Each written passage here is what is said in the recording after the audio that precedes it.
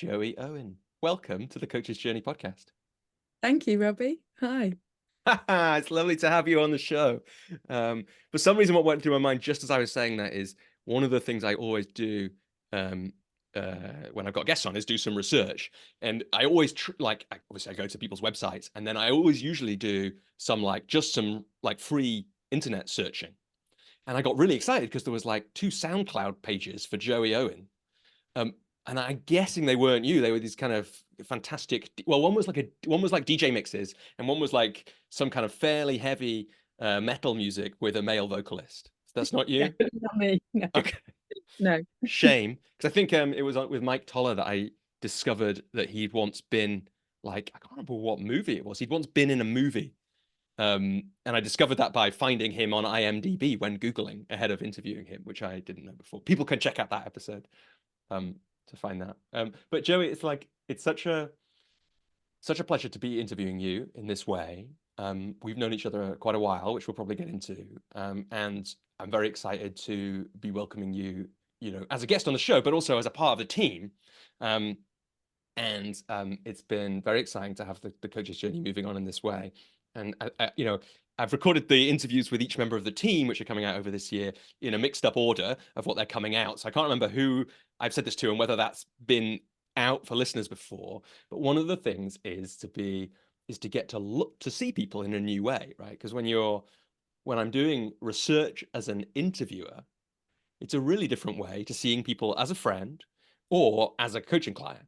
Or as just somebody right? You get into it and you start reading their website as, oh, this is an interesting thing to ask about. And what about this thing over here? And we might get into that and those things. And we were joking about it before we switched on. But one of the things I was just really struck by, we've had these conversations before in coaching calls and Coach's Journey community calls, like your testimonials on your website are awesome.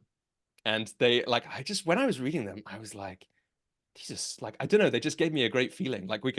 People can go and read them themselves. We'll put a link to your website in the show notes, but it was a lovely, I just got this, and I've had it with all the host team as I've researched and interviewed them, just a sense of what amazing people they are. But the test, and I'm sure we'll talk about freedom to learn and the other things you do later on, but the testimonials just gave me a lovely feeling. So I'm really glad that you've been doing that work, and it's lovely to get to tell you that publicly now here. Oh, thanks, Robbie. I think I should go back and read them. Yeah, well, they were all wonderful people who sent them over. So yeah, and we should go back and read them, I think, as coaches. But it's hard. I don't know. When you go back and read the testimonials, do you feel it in your heart? Because when I read your testimonials, this is really interesting. When I read your testimonials, I felt it in my heart. I was like, wow, what a thing for that person to be writing about Joey. And I can just imagine the feeling that they had. And when I read mine, I don't get that feeling in nearly the same way. oh, I think I can tune back into. I'm just thinking of the ones on there, Jenny, and I tune right back into kind of where we were then and how that was, and yeah, I really enjoy it. No, Yeah. I don't know, feel it in the heart. Yeah, sometimes I really rarely go back and read them, Robbie. You're actually reminding me that I probably should. It's Maybe. it's a good thing to do. I know a fellow coach who actually keeps a folder, and he dips into it every so often when he needs to, just to remind him, which is a lovely practice. Yeah, I have a Word doc with a load of my testimonials in, and when I had the books coming out, I tried to put, because I was really clear with the books that was one of the things that real success for my books was people doing things that they wanted to do and not done for a long time. So I tried to keep a list of those. And yeah, I do need to go back and read them. But even reading our websites, I think is something I never do. Somebody just yesterday on LinkedIn pointed out to me that some buttons on my website don't work. And I was like, I'm pretty sure those buttons have been the same since the website went up in 2016. How come they, but I've never go on my own website and explore it as a customer, which again, is probably a thing we should do, right? Because again, you can kind of put on the hat of interviewer or customer or potential client and then read it. Yeah, and that's a bit of a thing, isn't it? Because that's the business side. That's like the outward running a practice side of of how to run a business. Whereas I think more where we really all want to be working is to coach, isn't it? So we don't tend to go back. We don't want to do the admin and go back and look. Invitations maybe is one thing, or talking about referrals, but actually going and doing all that what feels more clunky to me anyway, checking websites and social media and all that admin stuff. no thanks. Yeah. Bottom of the Oh, pile, yeah. I will. Yeah, maybe we need to come back to this as well. But it's interesting, isn't it? Yeah, the website does to me feel a little bit like, oh, phew, it's done. I don't need to do it anymore. And I don't think it always felt like that. I think I used to kind of want to try and speech marks get it right, but for quite a long time now, I've been delighted to leave it. And every now and again, I have enough of panic that like it's out of date, or I need, you know, be better if it said something a bit more relevant to the work that I do now, that I go and update it. But mostly, all I do on it is add new articles. And I guess when the books were coming out, I had to fiddle with it quite a lot. But yeah, going. I mean, it's coming. It's kind of coming for me, Joe. I don't know. Like my website, like I said, really, I made it in 20. I think in 2016, late 2015, and I've changed the skin of it once because when I when I launched the 12-minute method book, like you know on menus where you have like the menu across the top, for Mhm. the 12-minute method books, I needed the 12-minute method one to have like a little sub menu to it. And the website thing that I had on Squarespace couldn't do that, so I had to update it. But really, other than adding content and tweaking it, I mean, I have tweaked it a lot over the years, but I'm definitely due. It's it's what 8 years old. I'm due a refresh. How old is your website? 5 years, Mhm. probably 5 years.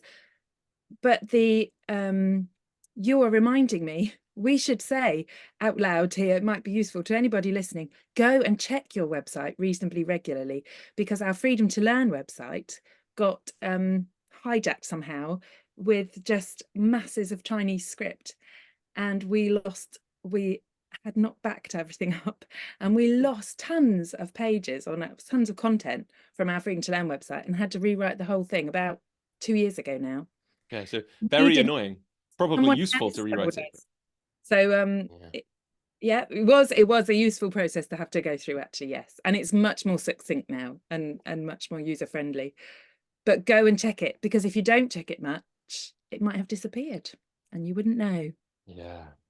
Yeah. Yeah, definitely check it sometimes. I mean, it is interesting, isn't it? Like, or we need to finally listen to one of those people who hassles us on LinkedIn and says, I can sort out all your website problems. No one ever does that, actually. They're not interested in sorting out my website problems these days. They're interested in giving me lots of leads. Anyway, Joey, this is a little Yeah, aside, which it of is. course, asides very welcome on the coach's journey. Um, but tell me, Joey, let's rewind a little bit. We'll get to freedom to learn, I'm sure, because that's a big part of your work. But when did you first come across coaching? Well, having listened to many of your podcast episodes, I had an inkling you might ask me this, Robbie. Yeah, it's not really a Um, secret, is it? no, it's not. It's a good first question. And actually, I think I was kind of thinking about this last night. There's a double answer, because really the first time I heard of coaching was I went along to insight seminars. And the reason I did that was because someone else who is a coach, but I hadn't realized, I just thought of him as a trainer. He does some wonderful work, actually, Tom Flato. And he suggested Landmark Forum, which I still don't actually know much about them, but I Googled them. And when I did, I saw that they were beyond my price bracket at the time. This is 2017, maybe. And I looked at, instead, the next one down was Insight Seminars, and they were not for profit, which perked my interest a little more. And I was interested. So it was a 3-day course, Insight One, and I was completely new to it. And I just booked and I went along. And I don't know if you're familiar with Insight Seminars. I think you might be, through Ben. I am a little, yeah, through Ben, who you're probably going to talk about in a sec. Um, but for people who aren't, I guess there's two questions that come up for me. One is, can you tell us a little bit more about what Insight Seminars, and I guess from what you know of it, what Landmark Forum is? We have talked a bit about that on the show. I think Bill Small talked about Landmark, and I made him talk about it a bit because I realized we hadn't really talked about it on the show. Um, Somewhere in the back of the show, we'll see if we can find that. We've definitely talked about it more, but maybe a little bit about those two things, like, and also what brought you to them. What had you looking for Landmark Forum in 2017? Oh, I think I was, okay, this is why it's a double answer. So I'm going to go back a little more. So back in 2004, I did a master's in theatre for development. And before that, a few years before that, my degree had been community drama and film. So I've always been interested in development and creative ways to develop better communities, better people communicating better, people problem solving, ways for us to evolve. And then I've worked, and I'm sure we'll talk about Freedom to Learn and other organizations and projects that I've worked on over the years. And when I came to this in 2017, I was looking for how I could work in a different way, more one-to-one. And actually I was looking to, I remember now, I was looking towards psychotherapy, because initially I always wanted to do drama therapy. And because of circumstances, I had my daughter, and so it just didn't quite work out, and theatre for development seemed a really wonderful thing to do. So, and the opportunity was there. When I then was talking to a colleague of mine's dad, Tom Flato, I knew he did lots of training work and something around, I didn't really know the word coaching, or I don't think I realised, I'm sure I'd heard of life coach, but I'd not really thought about, I don't know, it just didn't really enter my sphere of thinking. So he was suggesting these going on a Landmark Forum course, I think partly because they are encouraged to encourage others to bring them along, and also because I had witnessed it. I was actually coaching, it turns out, with his kids as a doing drama as a tool for that. So I'd known him for a while, and I witnessed it change his life. He really did transform a lot of things. He developed a really thriving business. He actually was the founder of a fantastic music festival where we live as a result of the work he'd done with them. So I was interested in something like that. That's why, really. But Landmark it's a bit more of a monetary investment, like I said. So it just, I don't know, I think it was one of those instinctive things. Insight just came up underneath, and I loved the way they wrote about what they did, and I just booked. It was really as simple as that. And I really had no clue what I was walking into, and didn't really know what to expect. But I just wanted something different. And I think I wanted a flavour of what I used to do more of as a participant rather than a facilitator. And so the word coach, did it show up? I don't know about, I've never been on Insight, although I have like Ben Carter, who introduced us originally. He's former client of mine. And I know his wife really well. We've done work together, and they've both been to Insight at different times. So I know some of the impact of it, and I know I've heard people talk about it lots, but I've never been. And so what can you give us some kind of flavor of those 3 days? And also whether the word coach showed up at that point. No, so I'll just start with the stick with the coaching part, because actually it was because Ben was assisting on that particular Insight one, and that's what you can do once you've been through their seminars and you've done some work with them. You can go back and you can assist as a volunteer and help them facilitate. So you can kind of be part of the facilitating team. And Ben was on the first one that I went to, and I didn't know what coaching, I didn't really think about anything. But that evening I looked him up because he said he had a website, and I saw he was a coach. And that's the first time I heard about coaching. I'm not even sure he'll remember that first conversation. We've had a couple of conversations since, but that's the first time I realized what coaching was. And then I had a little, there was like little trickles of things. I started looking into what coaching was, and I remember the first time when I really listened to one of the facilitators there talk about their life as a coach. And it was a bit like Katie Harvey talks in your episode 1. She talks about that full kind of almost full body tingles, like, oh my goodness, this is what I can do. And this is what and also this is what I already do. And then if we talk about insight, that was the coaching, the word coaching, but actually insight is it's a progressive course over 3 days. They've slightly changed that now, and they do lots of online stuff. Anyone can look them up. I'm sure we'll put a link to them in the show notes. But what I felt that they were doing was exactly really what we do in Theatre for Development.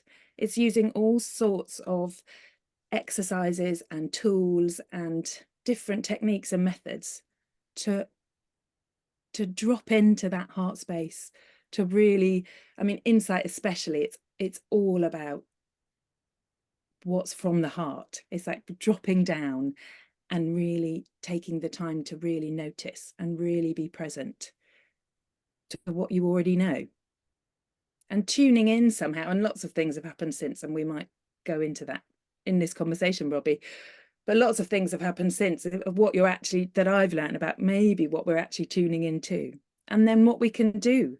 It's about connecting and really communicating really well and working through stuff, working stuff out to do things better afterwards.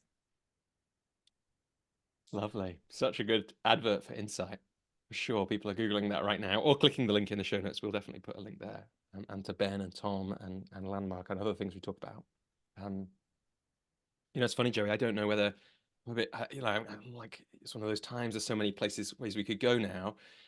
You know, I want to get back to, this is what I already do.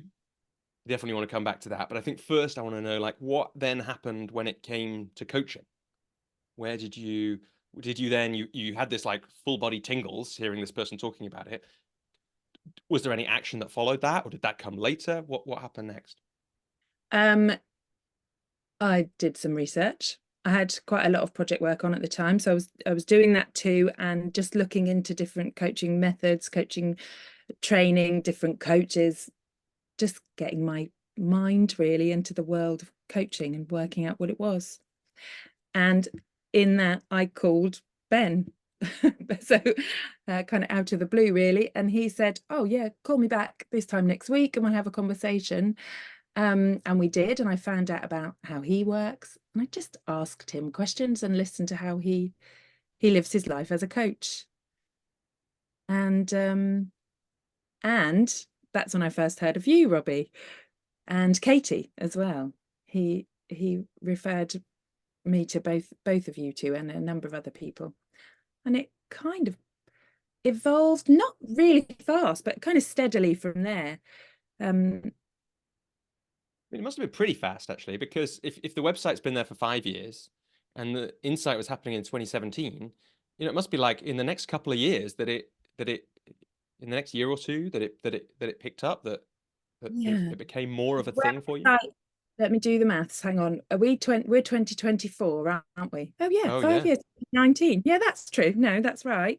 2019. So yeah, by 2018, I signed up. I actually did the strategic intervention coaching online, partly because I wanted to do something.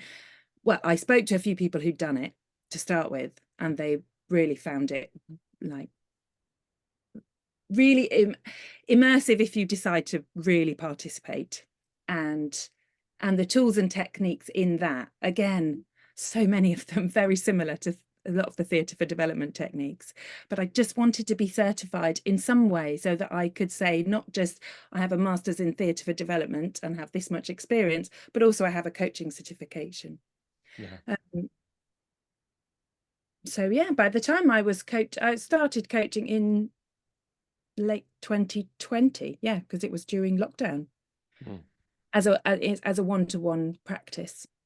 Yeah, yeah. And so, look, let's, like, there's a few things I think for, like, the completionist part of me is like, wait, we need to understand this and this and this, and I don't know if we actually do for the story, but I'm interested. So, okay, let's come back to the strategic intervention coaching, because I'd love to hear more about that and what it was like and what you learned. And but we keep doing that, and I know this. Like, you came along. I was just remembering then you came along to the first in-person Coaches Journey event, and I led an exercise, and you were like, I did this on my master's years ago, right? So it's like just this sense that like you say, this work that you'd been doing, which was called something different, was really the same work that you're doing now. And again, I kind of, yeah. So let's like rewind a little bit. So we've got a master's. Like, remind us what the topic of the master's was, and what took you to do that master's. Why were you doing that?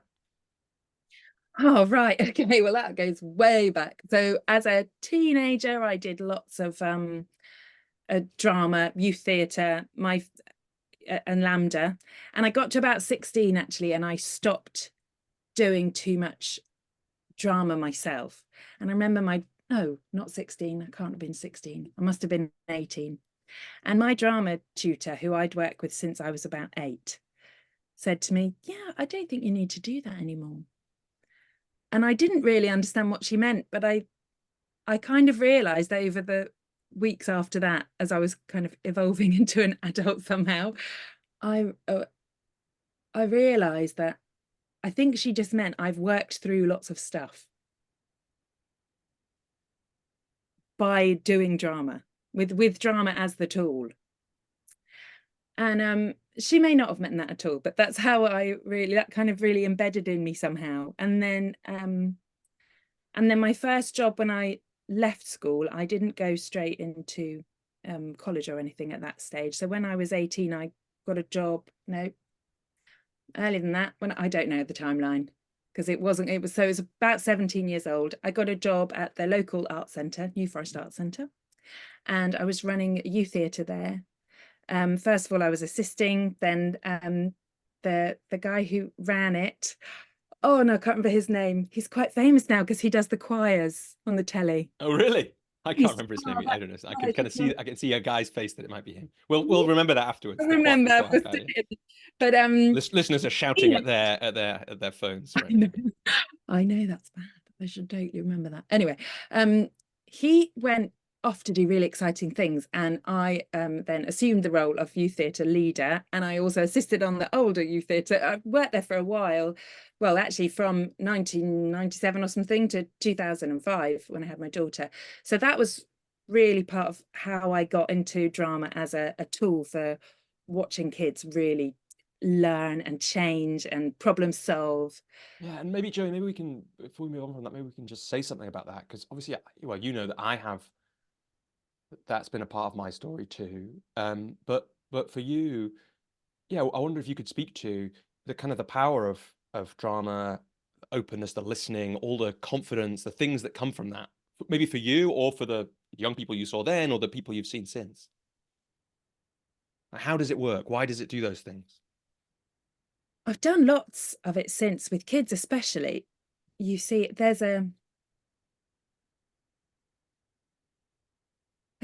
it's about a playfulness, like a real openness, and you're allowed, there's total permission to just be really playful, really outrageous, really timid and quiet if you're not usually. Anything goes, depending on how it's facilitated. I mean, if you're in a youth theatre where we developed, we did loads of improvisation, and we devised and developed all our own plays. It wasn't like we came in with scripts, and so it's not. It was more applied drama than standard theatre as such. So it is quite a different way of working as a group. But really similar to if people, like I imagine, in some of that really similar to the exercises that you end up doing if you go on personal development workshops, right? Because it's like, as somebody who'd done a lot of that as a young person going to those things, I can just imagine how different it would be if you hadn't. So yeah, like lots of those same things.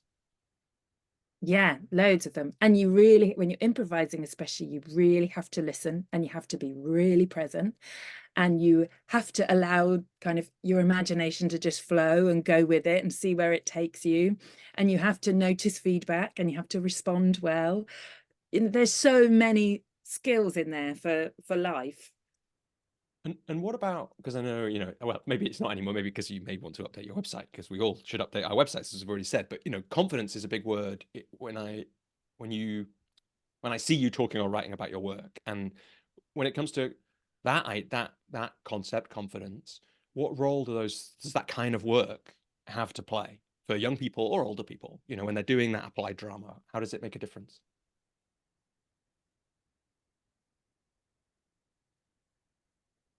I think there's a couple of things there, if I've really understood the question properly. So tell me if I haven't, Robbie. But are you asking how the confidence builds in the young people that I'm working with, or how the work that I am doing and using that word confidence supports them to do that? Yeah, I think I am asking how the good question. Both are good questions. I don't think I asked either. Listeners can skip back to find out if I did. But I think I like the first one better. Like how does confidence build as people are doing that work? I think it's that feedback.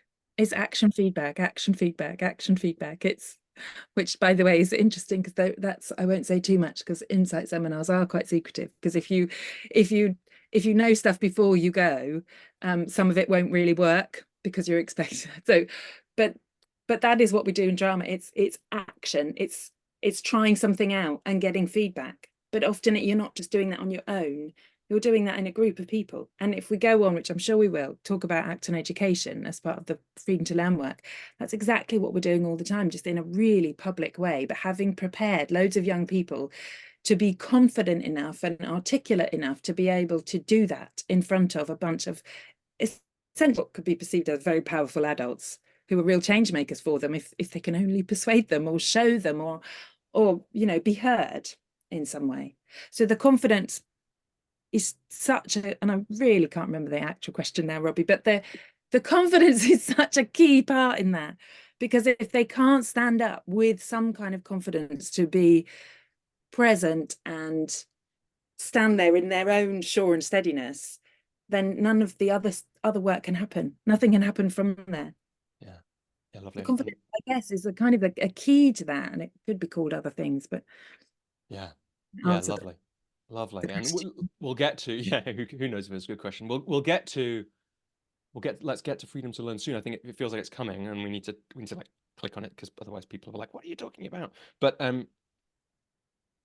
because I interrupted the story about drama, so you kind of worked your way and you moved into this. I loved what you said, by the way, or what you read into what your drama teacher said, that you had done the work that drama needed to do for you, or you needed drama to do, and, or you know, you'd taken what you could from it in that way. Like, what a great, I don't know, I'm just struck by what a great uh, reflection that is, and we could all have that reflection about lots of things in our lives.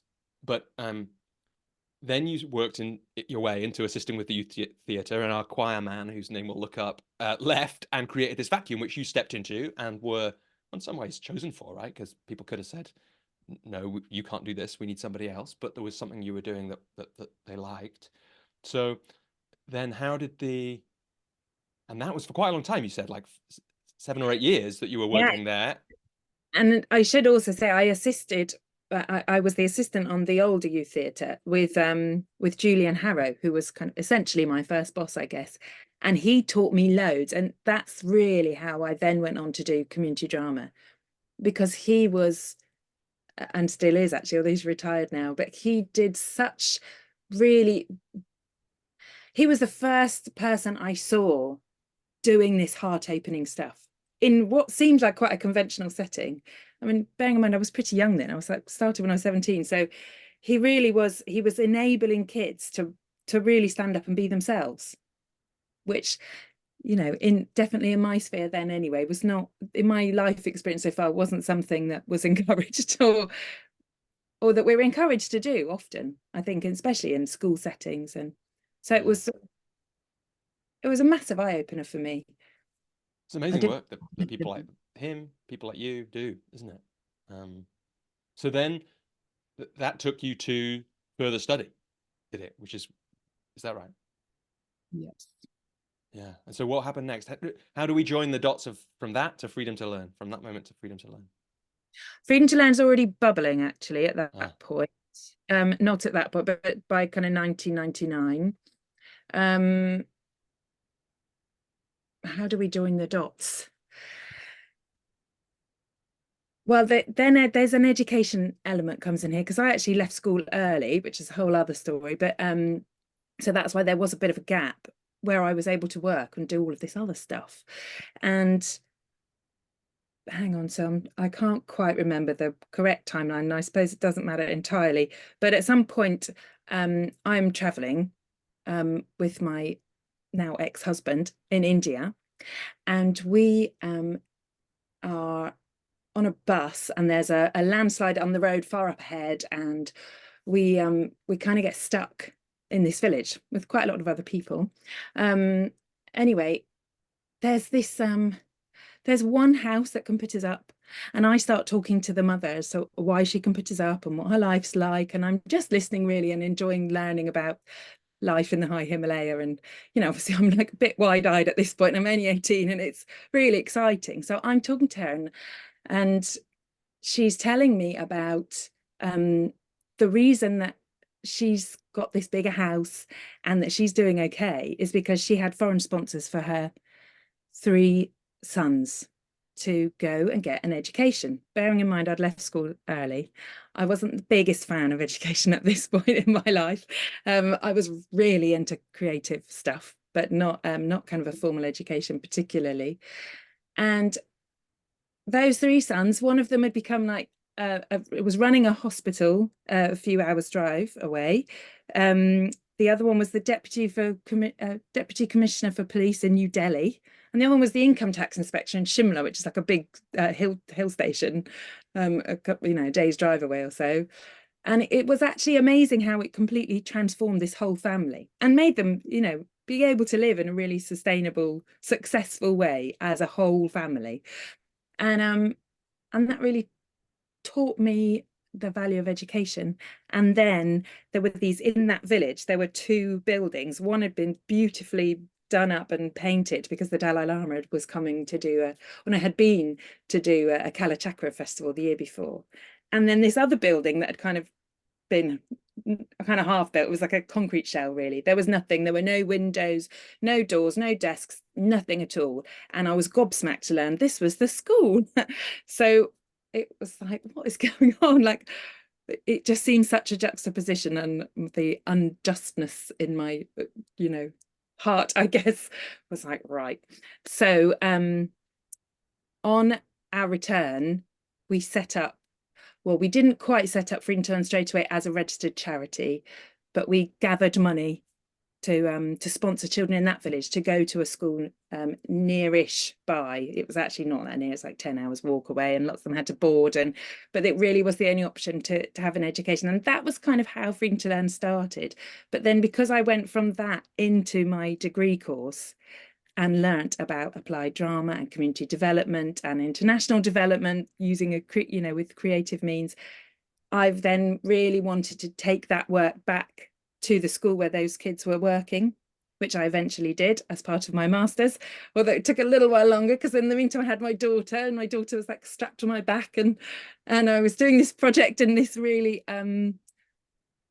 it was a really brilliant atmosphere to work in and a great community and really strong knit. And I used drama I went basically and facilitated a theatre for development project. And that was essentially using drama to allow children to express the difficulties they're facing, or problems that they have and they don't know how to solve, and then trying to bring in other people to help them solve those problems. And then it felt like this was I could really do this. And at that point, obviously, I had supervisors coming over and seeing the project and seeing what they thought about it. And it went online at that point. And then some people in Nepal saw it and they got in touch and they asked if maybe I could go and do some work there. So this is like 2004, we registered officially as a charity. And it kind of went from there, surely but steadily. And we started working properly in Nepal in 2012. Or 2010, sorry, and then we developed theatre for development, applied drama, using loads of different personal development tools, and we put that all into a program that we've developed called Act on Education. Yeah, and I'd love to hear more about that. Before I do, there's little like I'm aware that the word development can mean really different things in different spaces, and I think you might have just done it a minute ago, but I want to check it. When you're like theatre for development, can you give us for people who don't know, including me, can you give us a definition of that, of at like a really high level, what it means? Yeah, there might be some academics here who might pull me up, but I'm going to do my best in my understanding of it, and from the work that I've always done and the training that I did. Theatre for development is a way of using a theatre performance, to bring about change in that community who are performing, or in the community that they're performing in. And within that, there's loads of other different formats, like forum theatre. We use a lot from forum theatre. That's about bringing the audience I can't explain that in a succinct way, but that's about bringing the audience in and getting them to help create that change and problem solve whatever it is that needs doing. There's theatre in education, that's TIE, and that they're educational plays that are performed in schools. Yeah, many people who grew up in the UK will have had those kinds of things coming round, touring to their school, that kind of thing. Yeah, the forum theatre thing. I think we had a funny conversation about this once. I worked for a long time with somebody whose job had just been at an organisation called Cardboard Citizens, who use forum theatre to address challenges with homelessness, but also have homeless casts, or casts who have all have some experience of that usually. And so that gives some kind of example of it. But rather embarrassingly, despite having known Petya for a long time, been to her wedding, she came to mine, all these kind of things. I've never been to any of their shows, which I realized when we were talking about it once before. So really should, and people should check them out. But again, it's this idea. So I think it's worth slowing down on. Actually, I'm just catching, like, I didn't know this when I asked the question, but it's worth slowing down on because for people whose only experience of theatre is, I don't know, being dragged along to a production at a local theatre from school that you didn't want to go to that much, that was a very traditional performance of something, even a really good something, where you sit in an audience and you watch some adults creating, who are professional actors, doing some Shakespeare or, Harold Pinter or whatever. There's something really different that you're talking about here. There's something, obviously with a scale, and some of that is like, yeah, the people performing, changing things, the production being designed to affect the community it's performed in. Yeah, the audience being invited to take part and change the outcome or impact the story that's taking place before them. So I guess it's important to bring that alive to make sense for people who don't know this, of how this thing that you're learning how to do and then taking to Asia is the same kind of thing that you come across that you are doing then at Insights years later, right? I don't know, I've just said a load of stuff. So take from that or reflect on that, whatever, or pull or correct anything that's important. Yeah, and you said about development and using it in different ways. But I think what I've realized, that insight was, wow, this has been going on for so long. I mean, Insights, I think from the 60s, say, but and I'm sure it goes even further back than that. But this idea of developing as individuals and as communities, and how we are all so interconnected.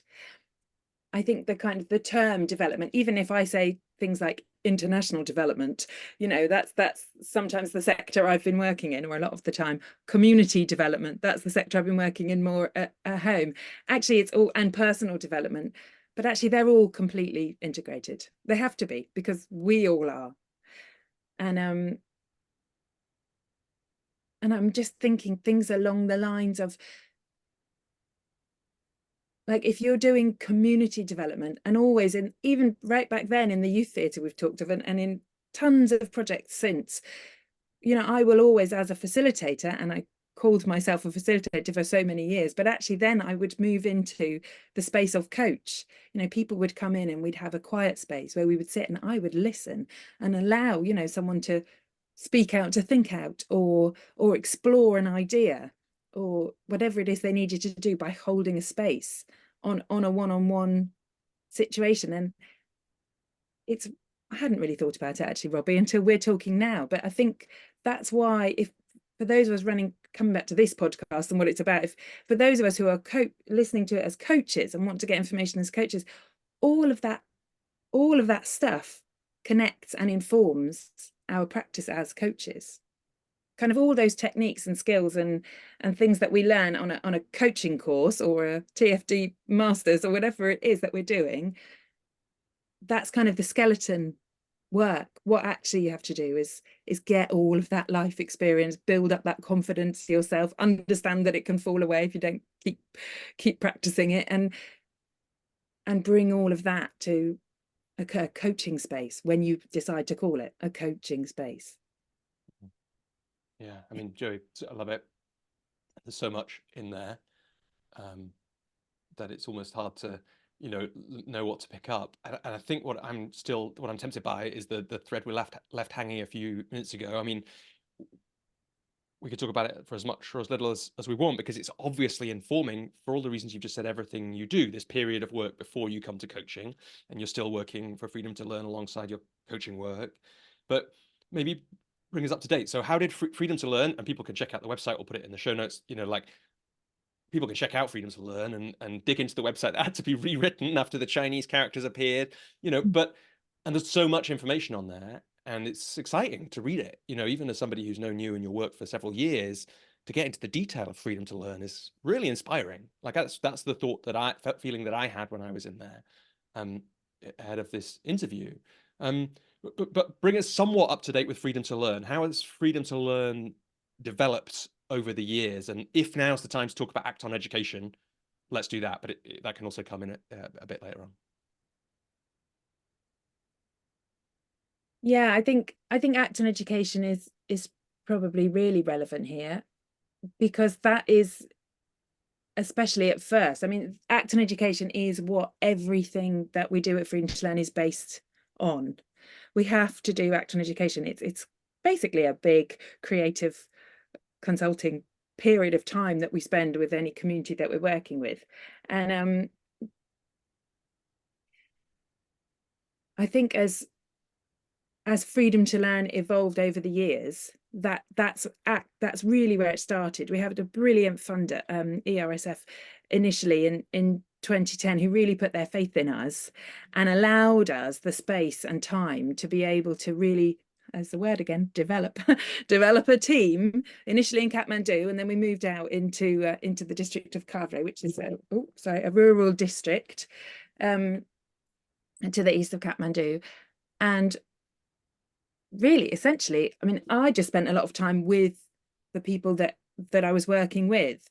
A couple of them had come from a theatre organisation, another one had come from a disability organisation, but all really holistically understanding the difficulties that were being faced, especially at that time. It was just post Civil War in Nepal. But they weren't doing it from a really top down. They were doing it from the perspective that I love, which is really kind of ground up and top down, and from every aspect, that really multifaceted approach. So we would go into a school and we would spend a lot of time really understanding and what the difficulties were. It's all about why children aren't going to school, why the schools aren't providing essentially a good quality education, why they're not addressing some of the really serious problems that the children and the families are facing, and how we can get everyone communicating and talking better and really find some community-led solutions that are workable. And some of those really need serious funding, and some of them don't actually. So we can work out by listening initially, and then by running some really fun, playful, you asked about theatre, we just have loads of fun with children who we can either, if they're not coming into school so much, we encourage them to come in just for this, or sometimes we even go out and work with them where their homes are. And we just have fun, and we do drama games, and we do really a lot of what Insight Seminar do, and lots of other personal development organisations and coaches do. We do fun exercises, lots of explorative stuff personally and kind of in an interconnected way. And then once people relax, and this can take like 8 weeks, 12 weeks, it's not like a straight up, you do 1 hour workshop and now you're going to talk about all your problems. It takes a lot of time. And actually, if we're talking about, if I'm thinking about listeners now in this story, that is one thing I've really, really learned is patience. It does take people time. I mean, there is this, and I learned, the strategic intervention coaching, a lot of that is led by Tony Robbins. And that is like, you can do this really fast. And actually, in my experience, definitely initial shifts can happen really fast. But these changes with children and parents in Nepal, and with adults and young people here in the UK, any work that I'm doing, they do take time. And it just takes time for these understandings and comprehensions to kind of drop and then be articulated and then discussed in an effective way. So I guess I've gone off on a little bit of a tangent, but this is really how Freedom to Learn evolved. It's it's about listening and understanding the context that we're working in, and working with people who live and breathe this culture and this community that the people we're working with. And is there, in terms of act on education, sorry, you might have said this and I might have missed it. That's the thing that you've developed at Freedom to Learn process, or and it, is there anything else you want to say about that? Because it does feel like it's like the key, in some ways, it's the key pillar, the way you're talking about it, of the Freedom to Learn work. It's the foundation, and it is the key. You're right. It's the key to everything else, because by really listening, then you get to really understand what needs to be done to create change, which again, as coaches, that's what we're all into, isn't it? We want healthy change to happen. And so once we've done that confidence piece, there's kind of 3 stages to act in education. Then we do a theatre production based on all the work that all the kids, essentially, sometimes teachers as well, and other people get involved, have done. It's performed to a chosen audience of we call them, powerful stakeholders.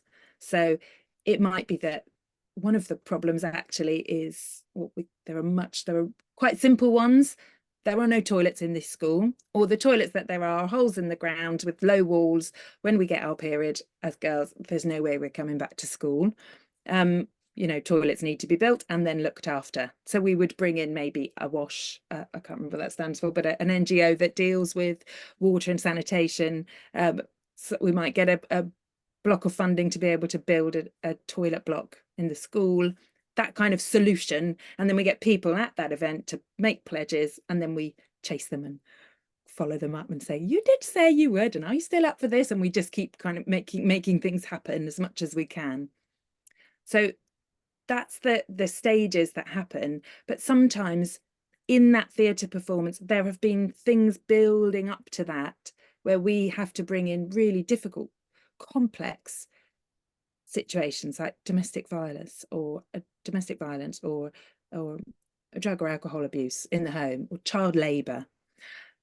And they are much more complex and have to be really sensitively addressed with so many people there. And then, of course, they're not that easy to just unfurl and unpack and solve, like ding, done. So that's where then a lot of our projects come from, is okay, well, this more longer term work needs to be done. Does that make sense? Yeah, it absolutely does. And wait, sorry, this again, I might have missed this. Is there a third part of Act on Education? There's the confidence building process, and then the third part is like there may be the other projects to pick up. Yes, the third part is the chasing up and the Right. keeping on, making ourselves heard and seen, and keeping that momentum going, and making sure that what was promised at that event happens. And from that, projects are then designed, and part of that is and so that's all part of the third stage. Essentially, Freedom to Learn's work is the third stage. Yeah. That's then what happens. That's a lot of the project work we do. It's like teachers haven't been trained. They need better training or more regular training, or so it just depends on. Yeah, I saw on the website, that part of, and I can hear how this is an echo of the things we've been talking about. Part of it is that the teachers are often untrained, and therefore they need some training so that they have the confidence to be, and then we're back to that word confidence again, and how the same kind of work you can really imagine would really support those people. Joey, I'm curious. So I know that part of one of the things you're thinking about at the moment is this has been almost entirely based abroad, and you're interested at the moment. I think I know it's like you said, it's been an international development organization in some ways, but you're interested in Act on Education in the UK. Is that right? Yeah, and I should say as well, not in such a formulaic way as Act on Education, but I have also done a lot of work, because we trained a team in Nepal, and that initial team that I talked about, there was me and then three other guys in Nepal, and they do a lot of the work, and they have also trained others. So actually, a lot of the work in Nepal can happen without me now, which is fantastic. But in that time, because I was just there maybe twice a year for the last, since however many years it was now, years seem to go past quicker and quicker, don't they? But I've also done a lot of that work in schools here, maybe not so much with the big events, but done them as working with children to really develop their confidence, their articulation skills, their communication skills, their team working, that kind of thing. And also with youth clubs and other youth organizations. So it has happened here. And actually, what I'm really interested in is doing it more with adults, doing the basic work, not just bringing them in as people who have powerful, who have more power than the kids do, but actually to really do this work. It might be in organizational settings, or by using it as a tool, as a consultative process, really. Yeah, I mean, I can really hear, I can really hear how do I say this? Your work in Nepal, the way you've talked about it, sounds like exactly not the kind of, it sounds like sustainable work for a whole number of reasons. The consultative process, the the kind of length of the process. Like you say, it's like, the temptation, you wish we could do it. Sometimes we kind of wish we could do everything in an afternoon, but actually that's not how real change happens. I can kind of hear that. I can hear your experience of that chiming also with my experience of doing change work in really different places. I guess if people are listening, I imagine there might be some people who are listening who are hearing the way you work, getting excited about it. Who would you be most excited to hear from about doing this work more? Like, what are the kind of partnerships that you're curious about? Oh, I'd love to work with people in big stage kind of, I don't know, maybe, I don't know if it would be corporate settings or big offices, places we've never taken this into before, places where you wouldn't expect this to happen. I'd love to get a group of people who work in one of those great big open plan offices, of which I have no experience, I have to say, but they're still all human beings. And I've worked one-to-one with lots of people who work in that setting, but bring 20 of them into a room, close the door, and do that action education process. It could be something like 2 hours a week to begin with, just kind of easing in and finding out. And it's about getting that full kind of comprehensive understanding of what's really going on in this place. What's the humanity here? How can we use that to take us forward with more ease, or with more love, or with more grace, or whatever it is that they're looking for, or more efficiently? Maybe it might come up in a context like that. How can we help everybody in this place thrive? I mean, that's really why I was so attracted initially to your work, as you use that word thrive a lot, and that often was in the work that we've done. How do we help people, organizations, communities really thrive? So I would love to hear from anyone if they would think that that kind of model might work in a big organizational setting. I've always worked in the education sector or the international development sector. So to take it somewhere else is really exciting to me, just to see if it works as an experiment to begin with. Yeah, I love the idea of it, and also I can kind of, it's so funny. I can hear the echoes of the children who never go to school, and having to go meet them where they are is, feels so similar to the adults who are very, very skeptical, who never do this kind of thing. There's so much, Yeah. similarity in there. And I love that idea that this is the kind of process, and I really heard that in the stories about the work abroad, that this is the kind of process about, like you said, really understanding what's actually going on, whilst also having a lot of fun along the way. And just as a little aside, of course, I have to think this because I have not no, but little and long time no experience of working in those big um, big organizations and open plan offices. I think that there's a time and a place in those kinds of organizations to have somebody who knows them really well coming in, and there's a time and a place for people who are really different to come in and have that feeling. And I think there's a lot of people with a lot of experience of working in big open plan offices and they probably don't necessarily need somebody else with that experience. So yeah, I hope you get the chance to experiment with that in the way you've just described. Um, Joey, I'm curious, like we talked about testimonials at the start of this. I wonder if you look back on that kind of wait, when did Freedom to Learn start? Like 2004. Was that the year you said? Kind of 20 We years. registered a charity. Yeah, But yeah, in fact, it started longer ago than that. So it's yeah. like 20 years as a charity. Um, like on the website, it says 34 schools. Somewhere, I think I've read the number 5,000. I don't know whether that 5,000 young Yeah, people the or students. We've worked students. way more young people than that, but they're the students that are in those 34 schools at any given year. It's Yeah. just over or under 5,000. And so how do you, oh, so that's every year there's that number of people in the school. So it's an enormous, so how do you feel as you think back on that body of work that is Freedom to Learn and all that change? What's it like to think about that? I'm aware I'm being recorded. Um, because I will just be honest. I think I feel a little disbelief. Like, Yeah. really? Have we? No.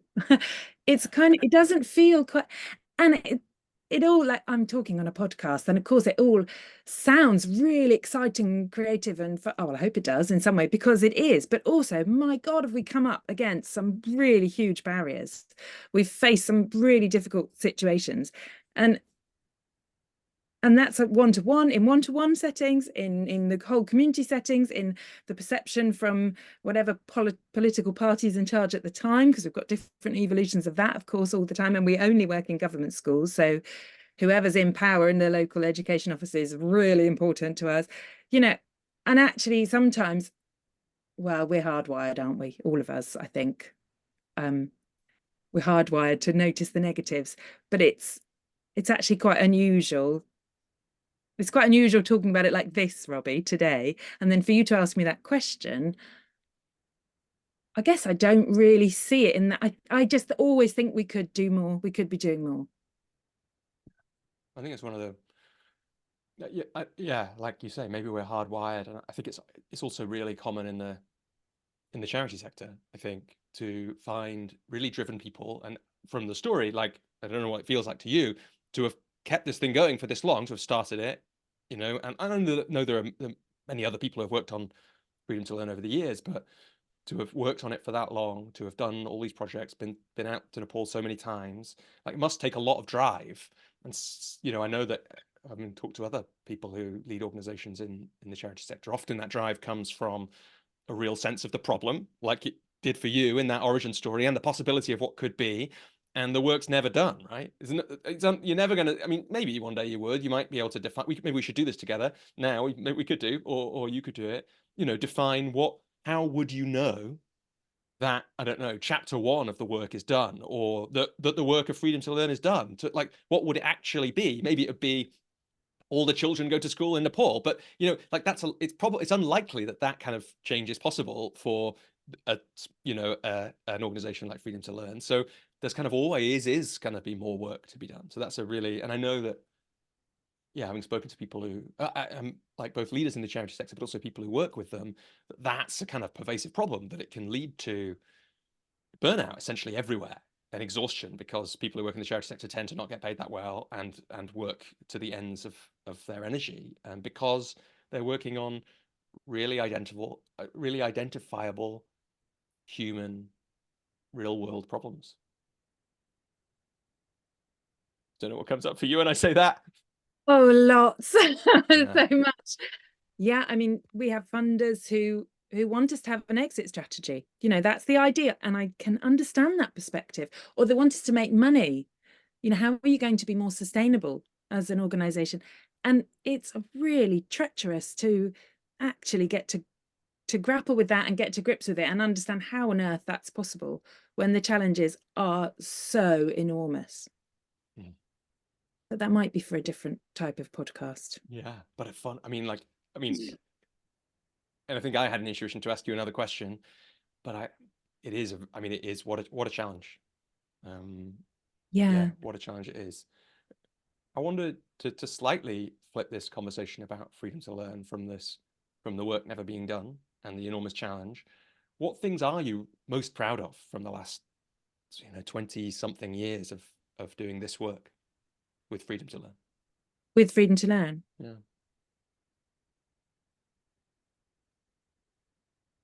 Again, the word thriving, that word, I think sometimes it feels as if what we're doing is we're allowing an opening.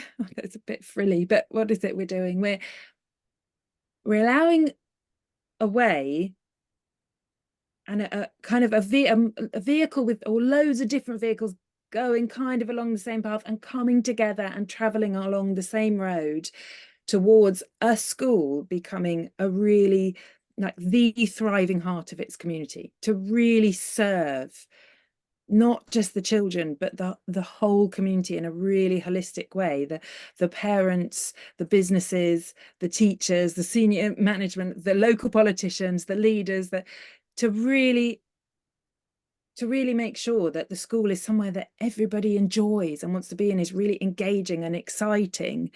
And we have really achieved that a number of times. And sometimes it's then slipped again. You know, you get new leadership come in, or you get like a new government come in and pull funding on one bit and put it in somewhere else.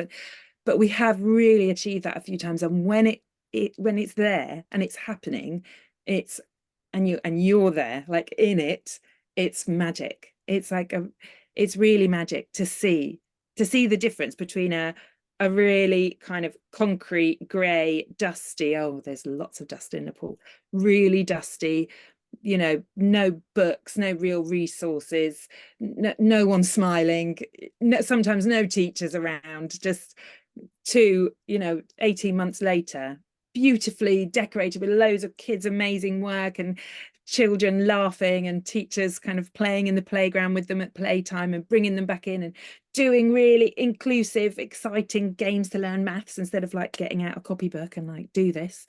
It's then but that kind of evolves. It's not like just the one moment. It's that, wow, this really works. What we're doing really works. Yeah, there's two things that come up from you there, Joey. One is I'm excited. Like I can feel that obviously schools aren't as aren't as dusty in the UK, but also neither are they always that kind of community hub. It's interesting. Like I, so since we moved to the Midlands, when we first moved here, neither of us have work here, and we don't really go anywhere except we go to the nursery where our daughter Leah goes. It's one of the few places we go. And although it's funny because post-COVID, people don't really go in it anymore. We just hang out in this little foyer and one family at a time. There is still some way in which that is a hub. And when we had illness in the family, and those people who worked there really pulled out stops. So you get that sense of that those things do exist, but they could be more. So I'm excited by the idea that somebody might be listening thinking, wow, I'd love to speak to Joey about how we make our nursery or school that little bit more like that. That's one thing that comes to mind. And the other is, I just get, maybe there was a third actually, but another one is, I just get that sense of the feeling of being there and seeing that thing having happened. Like, what a thing that is. Yeah. I think, Joey, there probably are other things that we could like pull out of the freedom to learn story. But I really get the sense now, and I imagine listeners will too, of why when you sat down at Insight and heard about what they were doing, you got the sense of like, oh, this is what I've been doing, because you've been really listening, not just to an individual, but to a community at once, and really create. Wait, no, sorry, I'm going to rewind. Let me see if I can hold that thought, because I do want to say the other thing the third thing from before, because one of the things that it got me excited, right? And I can imagine people might do this. You talked about the brightly colored new school, right? One of the things you do at Freedom to Learn is take volunteers, right, to Nepal sometimes to work on those things. So I just wanted to say that because I just think it's a cool. Some people listening will be thinking, wow, it does sound like imagine being in the school that feels vibrant, that I know 18 months ago wasn't vibrant, and having been a part of that, and what is possible for a community when its school is vibrant and for those children.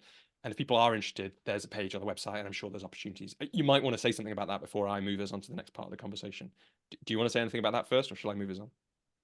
Go to the website and email me, or email through the website, and we'll tell you more. But yeah, there's always opportunities, definitely. Yeah, but But so then to let me, I love that this is my podcast and I can do what I want, include interrupt my own thoughts.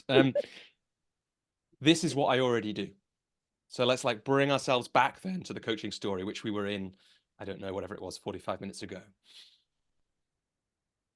You really felt that. Listeners will be able to get a sense of why you felt that now, because you've had 20 years, maybe more, since you've been first taking leadership roles in the youth theatre, doing this heart-opening work inspired by Julian, and kind of gradually doing that more and more in different ways, learning more about it, doing the hard listening, doing the taking time work, which people are sometimes, which is, we might come back to that in coaching, like how important that can be, but having the patience for that, having the, seeing the transformations, like dealing with a load of hard stuff yourself as you had to deal with, changes of government and difficult situations. And I'm sure, I know from, people in all walks of life who have run projects in different parts of the world, that you end up in all having to solve all kinds of problems that you never think you'll have to solve when you are doing your degree in theatre for development.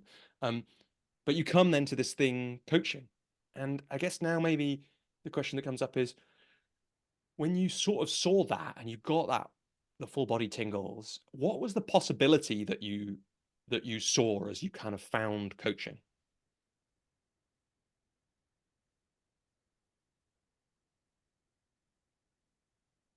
Steady, somehow it somehow solidified or brought together, tied up everything in a really nice, steady, solid way.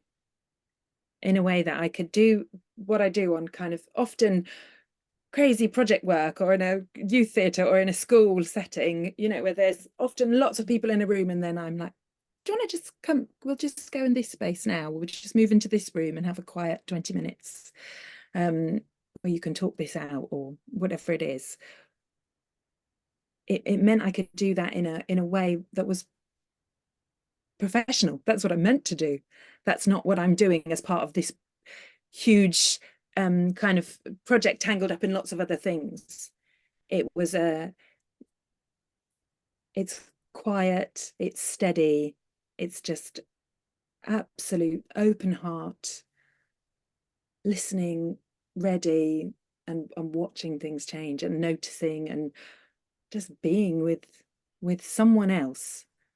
And in that kind of partnership, it was, I can't remember exactly what your question was, but I'm getting the sense that that's what it was. It was real possibility.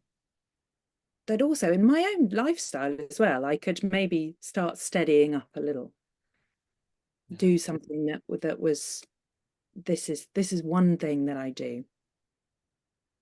Yeah, because I know it's funny, Joey, I just saw on my desk, which is not that tidy, out of shot for people who are interested in that kind of thing or watching on YouTube. I found this, which is your business card is on my desk. And the reason I'm showing you that is because what it says on it, people who aren't on video, is Joey Owen, Programs Director at Freedom to Learn.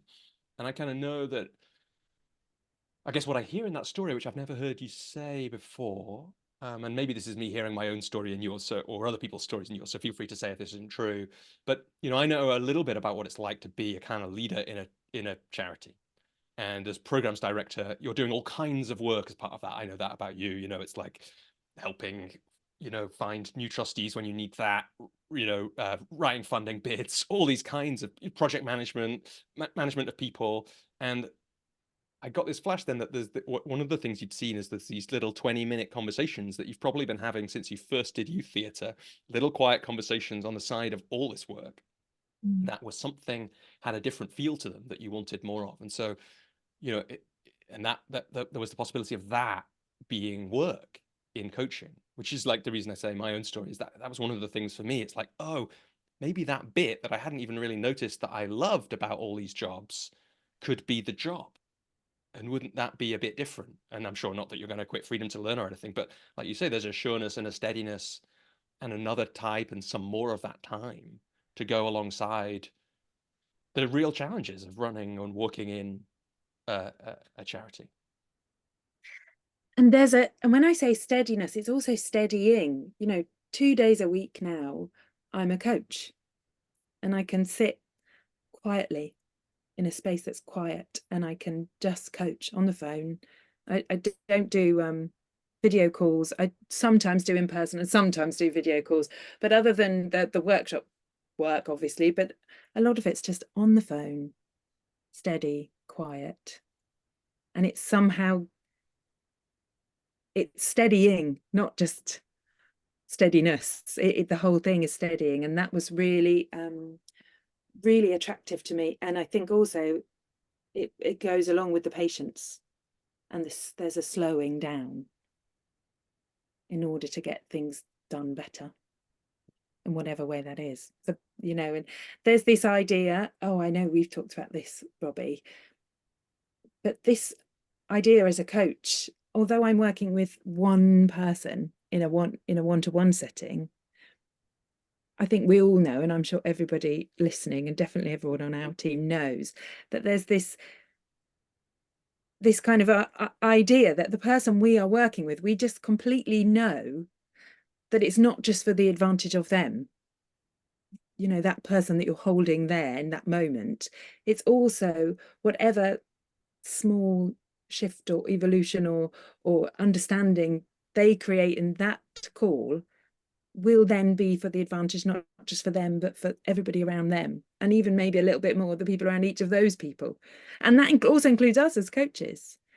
You know, it creates, I hope, more positive change for the better every time we coach. But this is in a different way. This isn't in a like crazy drama way, loads to do, loads of different people involved. This is in a way where, yeah, I'm pulling you out just for a moment. Let's just sit. Let's just have this moment, this half an hour, this 1 hour, where we just focus on you and what unfurls from that. And that to me was really magic and really new and really steadying. Yeah, I love it. Like, I know we've talked about it before, but I always think of you whenever I think of that. I think you talk about that so well, that idea of the ripples, the small changes for the person, changes for the person, and then the making thing, again, I've already lost your language, but the making things better for the people around them, and even the people around them, and we don't really know where that goes. And we talked on, was it Indra's web, Indra's net? Just net. We talked Yeah, about we that, didn't did. we, in the call last December? People can check that one out again as another, what a metaphor story about the way that if you change one thing, everything else flickers and shines. I've looked it up a couple of times since then to kind of remind myself of it, because it's such a lovely thing. But I love that. I love that way you talk about that. And yeah, I feel it. I think it's just really important to say that thing you say about coaching being steadying. For the coach, I feel that as well. Sometimes might come out of the morning, and it's not, it's not for me these days so much, the chaos of running drama games or running the charity. It might just be the chaos of the morning and trying to get, a toddler to nursery. And then the coaching is, I'm different after that.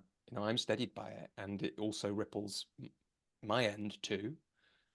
And the other thing you said, Joey, that I just loved is, like, I love how, and if you don't do this already, from now on you should do it. That's what a wonderful way to talk about coaching, right? We're just gonna, like, you could say this. What I do in my theatre for development work is, sometimes I know there's somebody, I see them, and I know that we need to, well, they say something to me, and I know we need to take out a step out of the crazy drama games and into the quiet space just for a little while and slow down. And that's what you do with your clients. I've just never thought about that. I mean, I have thought about it in that way, but it's just such a powerful analogy for what coaching is. What for all of us pretty much do with our clients. We take them into a quiet room somewhere, or invite them to get into a quiet room on one end of a phone while we're in a quiet room on another end of a phone. Be away from life a little bit. Do that patience. Do that steadying. Do that slowing down. Really nice. And I hope that the other thing about that, whenever I hear you saying that thing about how the small positive change for the client, or the big positive change for the client, and then the smaller positive changes probably for the people around them. I think, is this right? You use that to kind of to remind yourself of the value of it. And I hope that other coaches who wonder about this is what I'm hearing. It's a when I think about that kind of thing, it's to remind myself of the value of it, of the impact, because you just never know where the impact of a coaching session ends. No, We talked about this on our community call recently, didn't we? And about even just that conversation, the act of being listened to, or the small insight or the slight tweak of thinking in some way is just another piece in the moving forward more successfully, whatever successful means for you.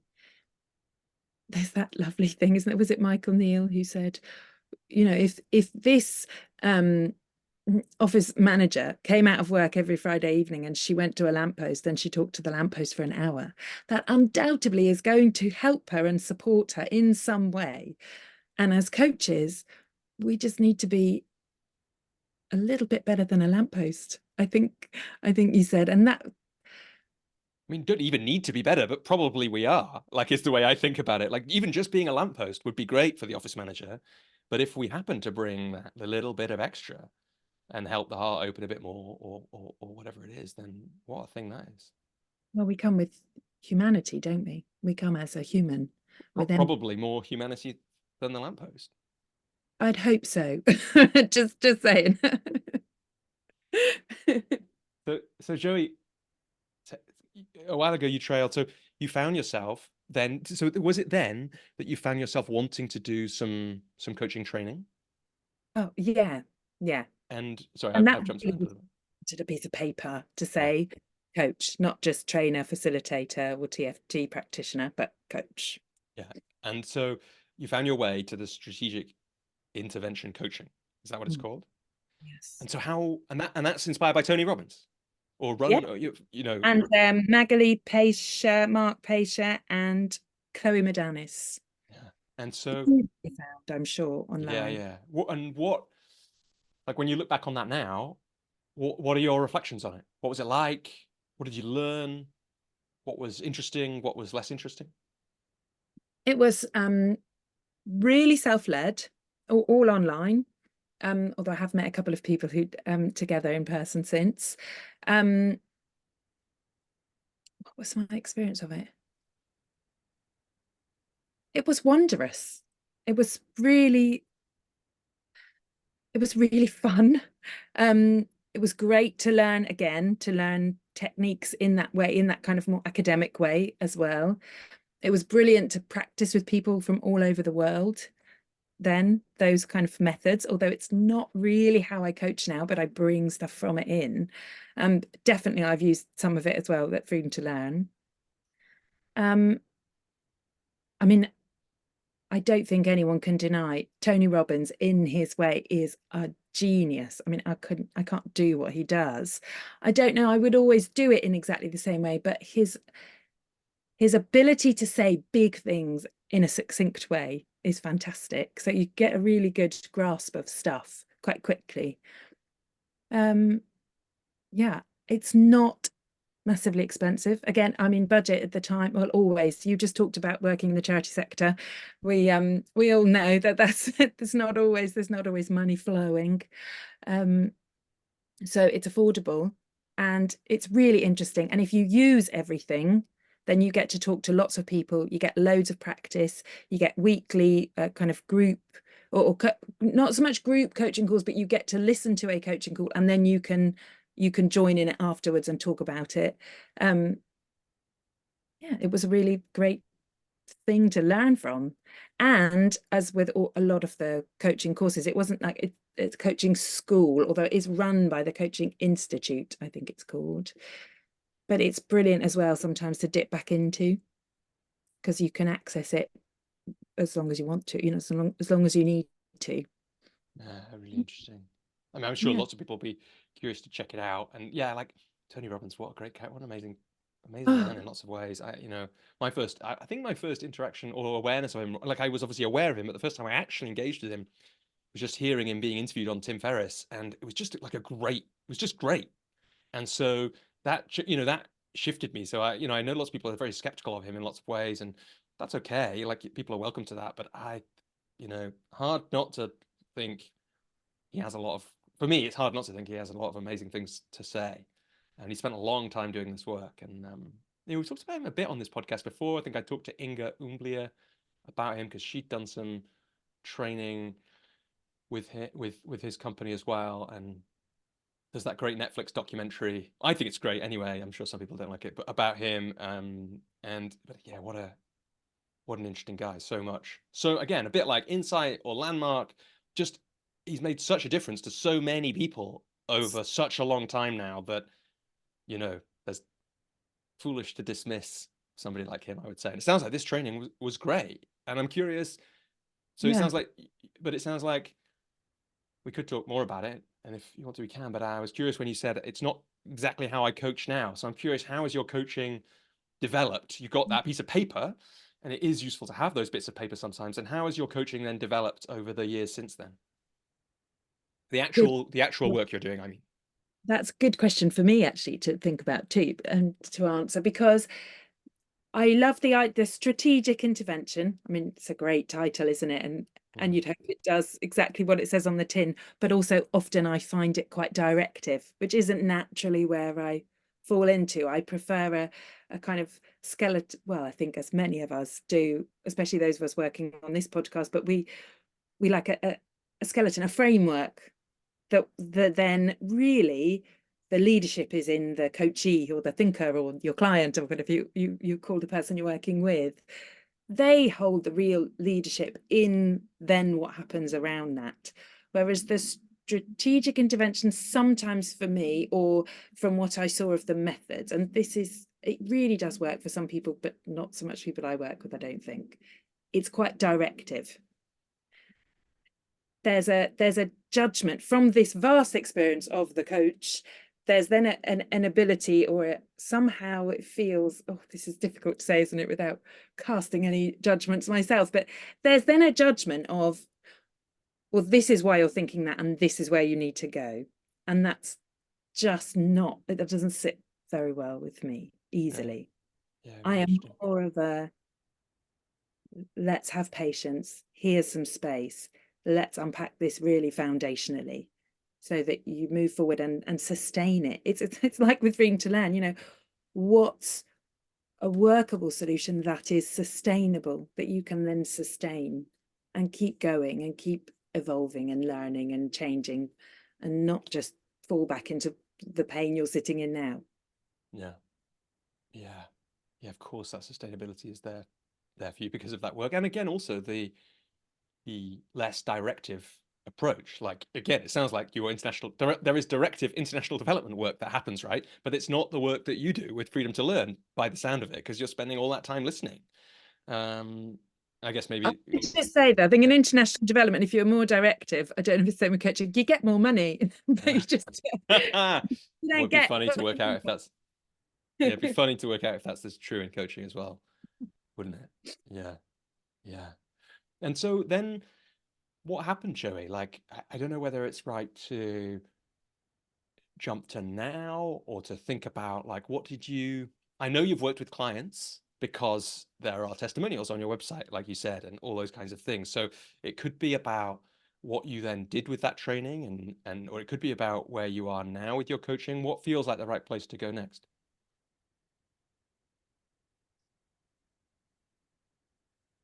Oh, what feels like the right place to go next in this conversation?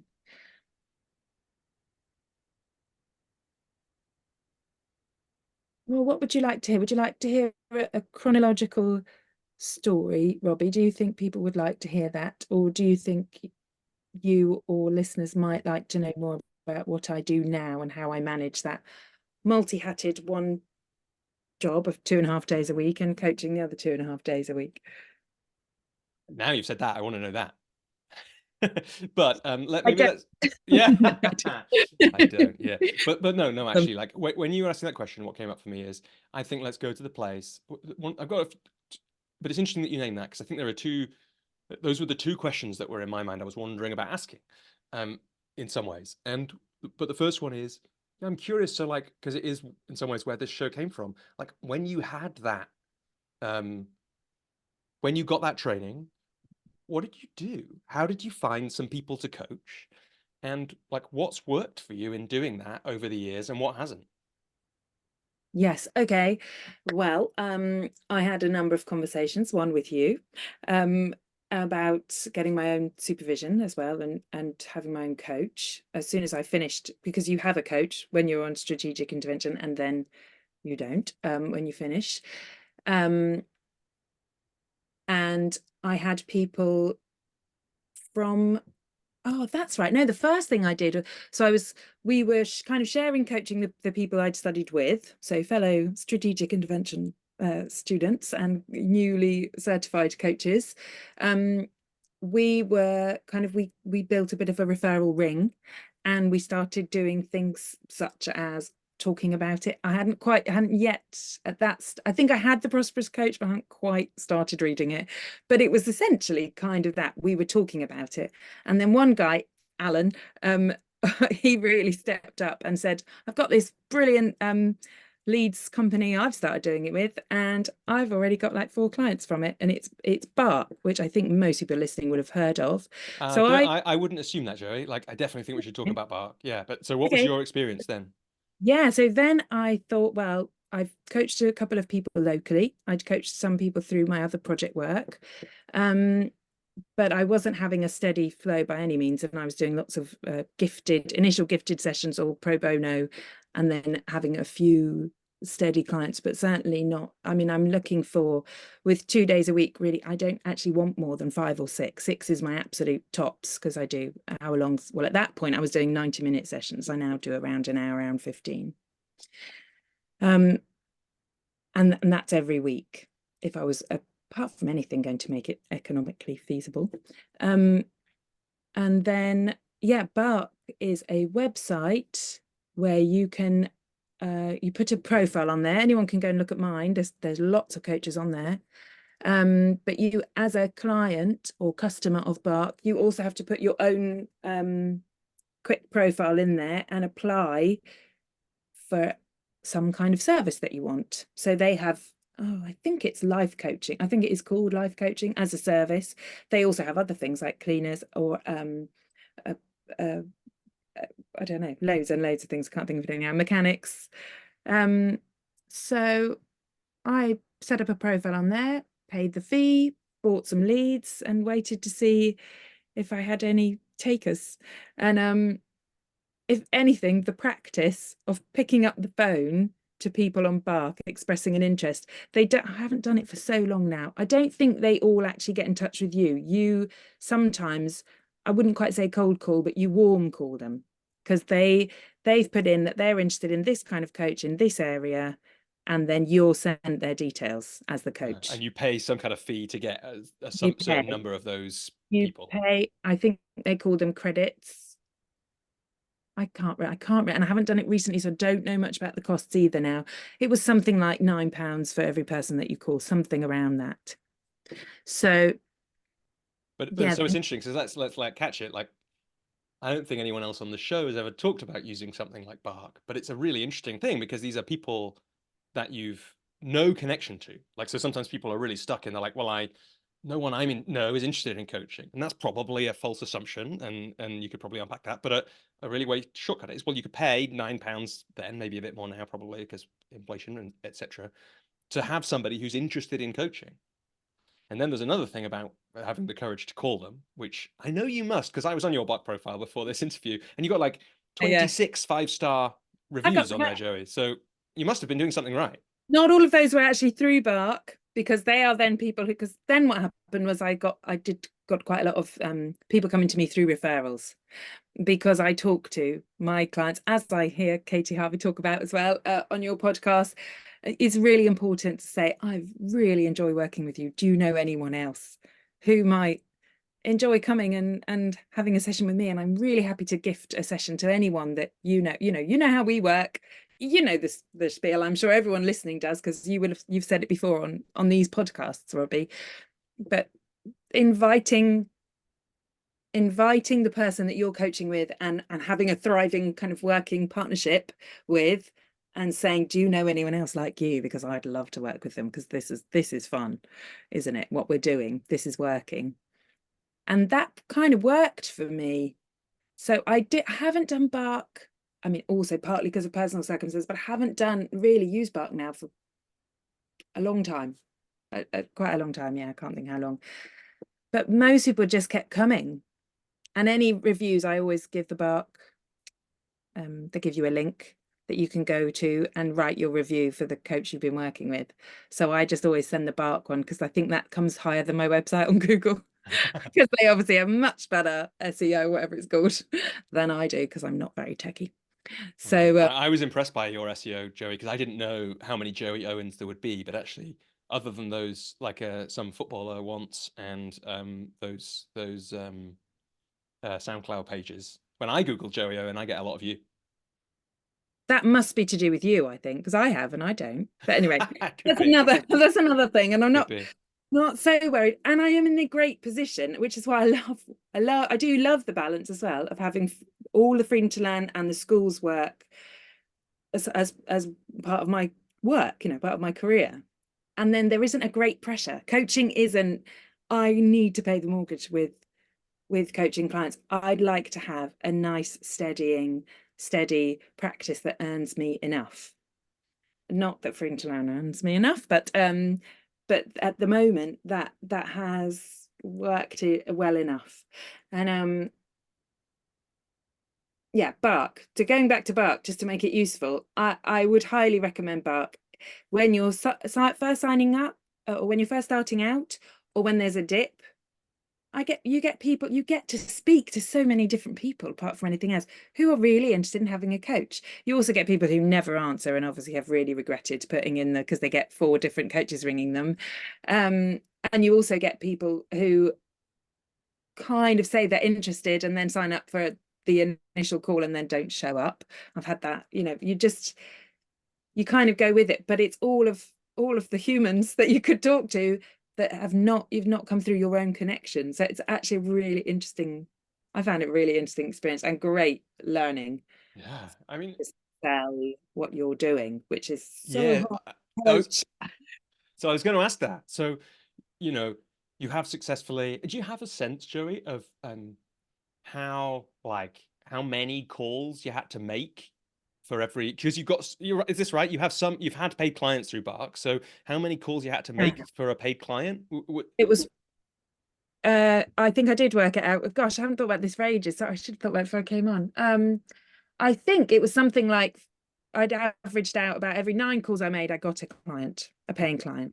Okay, so it's not. It was, and at the time, funnily enough, I was charging more than I do now because I started out and I bought into the whole sell a whole package and do this, do that, and I don't do that now. I really focus on what's steadying and what feels right. So then I was selling quite a high, no, nothing like high ticket, but I was Give us an idea, like, because I think that uh, matters for a little yeah, bit. £1,200 for 3 months, Right. So which was the sums really work then at 10 people oh for one yeah, of those. totally. And I imagine you get like there. It's not direct correlation. I don't think in coaching, but if people are selling coaching, if you were selling coaching for less than that or asking a lower commitment, it's likely you get more people from that kind of pool saying yes. And is this right? Like, and again, I'm just interested because at least when you were doing it, which might be a couple of years ago, but that essentially it felt like there was a big pool of people waiting in some way who had said at some point in some way that they wanted a coach through Bark. Yeah, it did Yeah, actually.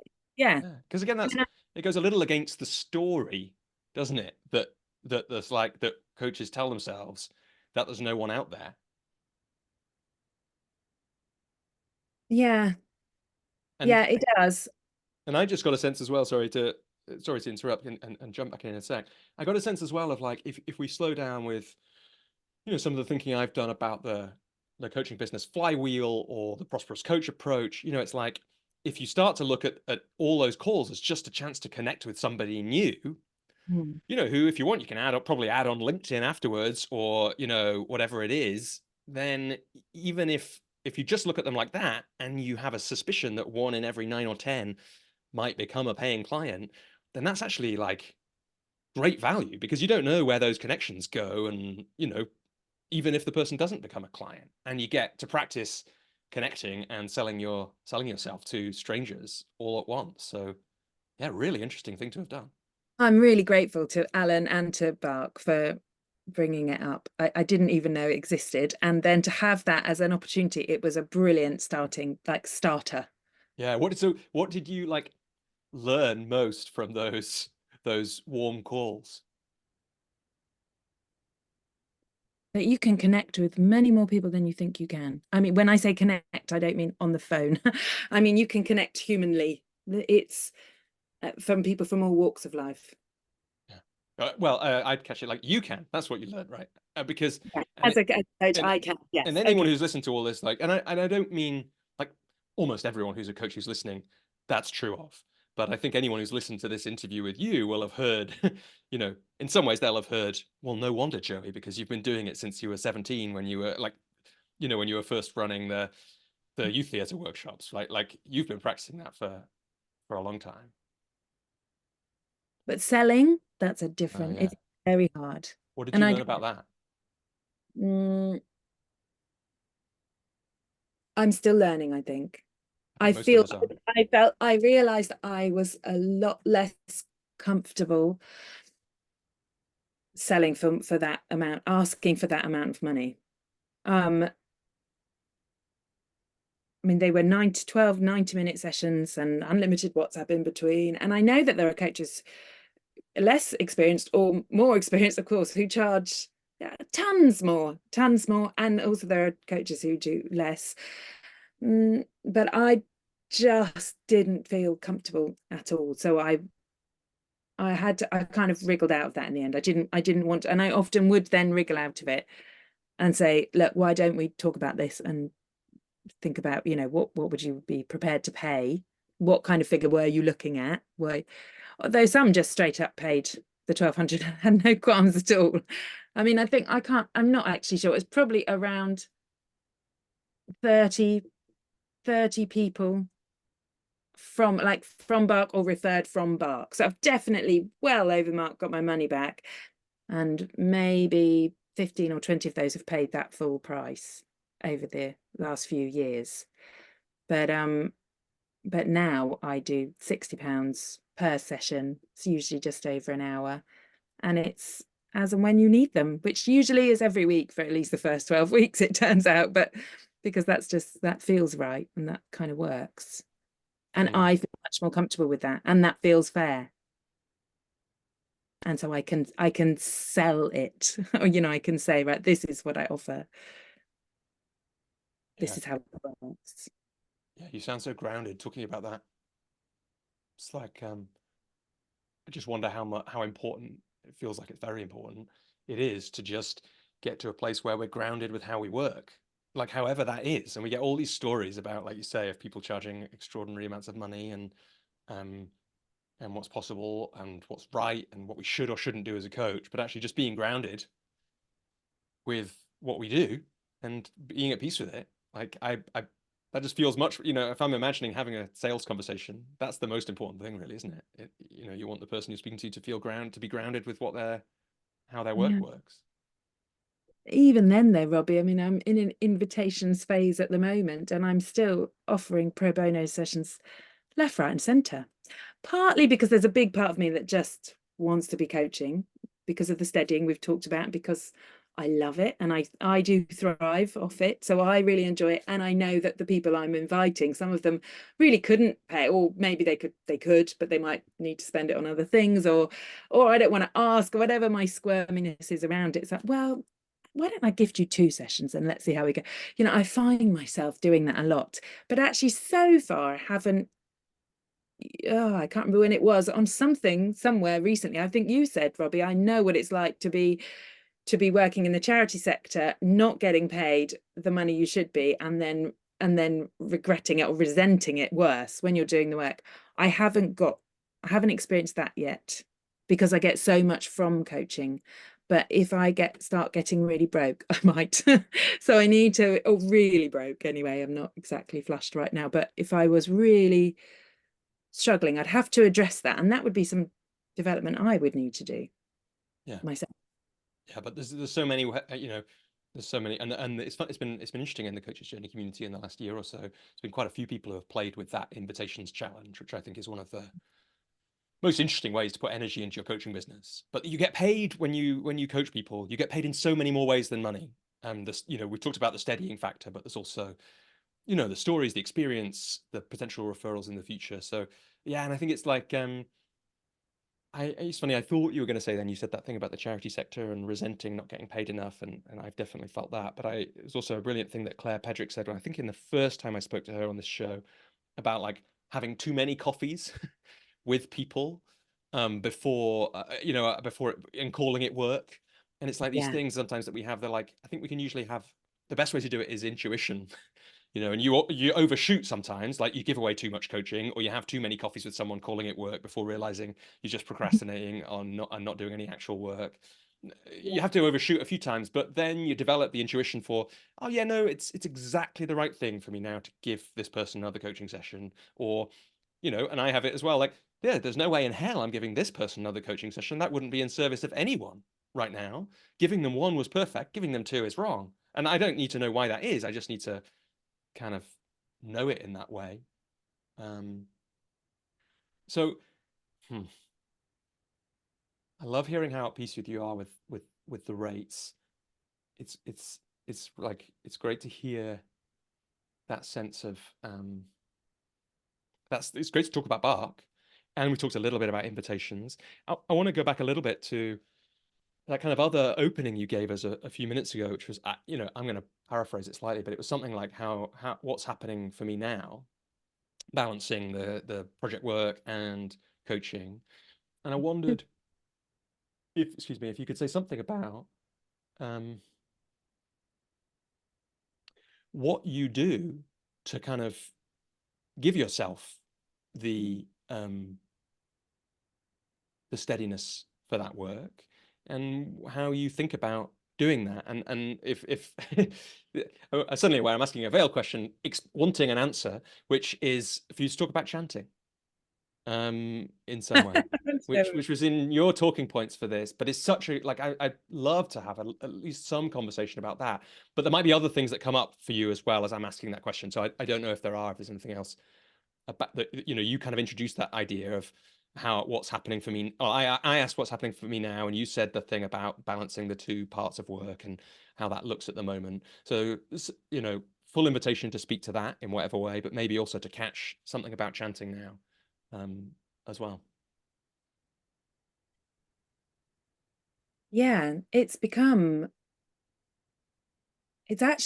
also is part, I'd say, and definitely informs my coaching practice, my spiritual, I guess it would be called, a spiritual practice of chanting. I mean, since that first India trip, so 99, Buddhism has been around and part in and out of my life.